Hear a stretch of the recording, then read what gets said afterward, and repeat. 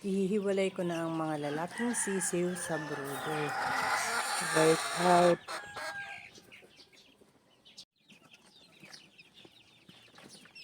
Left out. Anak ng 7 times winner.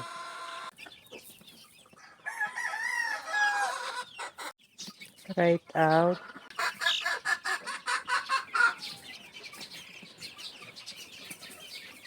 Anak ng 5K. Right nose. Ito naman ang anak ng aming ARL sweater.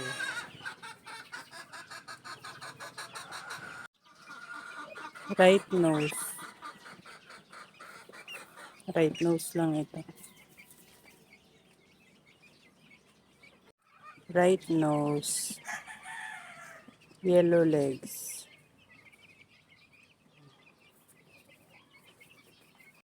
Right nose, right in. Ito yung anak ng isang ARL namin, yung huling lumimlim. Right out. Anak ng 5K. Ito na yung mga gold tsaka mga babae. Ito yung mga lalaki.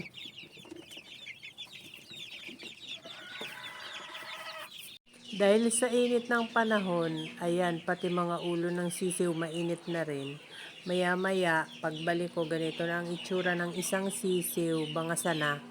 Nagbugbuga na pala. Kaya nilagay ko na sila sa scratch pen para makapamulpog at lumamig ang katawan.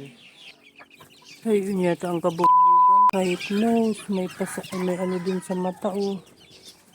Ay, nakanganga na yan, oh. Ayan, binaba ko na yung ibang sisiw.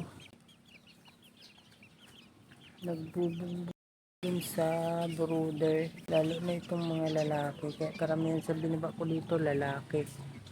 Ang liliit pa, nagbubugbugan na. Sa init siguro ng panahon, uminit din ang mga ulo. Isa hiniwalay ko, ito laging nanunusik. Yan, hapon na, nasiyap na yung mga hiniwalay ko. Ito yung 4 dito ko nilagay. Tinakahon ko sila paggabi.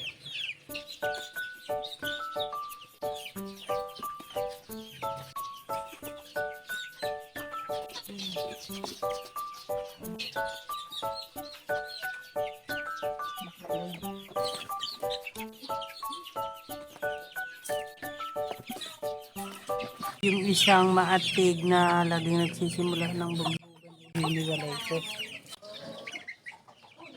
Ayan, medyo okay na ang kanyang mukha. Ito sila nilalagay sa kahon na may ipa.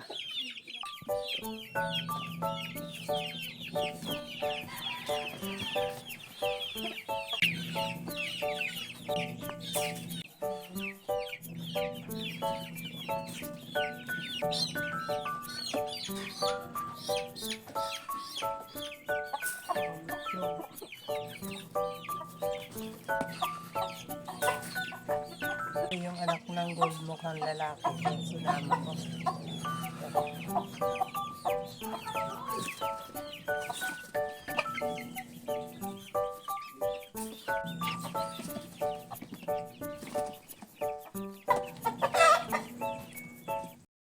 Sa unang kahon, mukhang 2 lalaki lang ang nandun.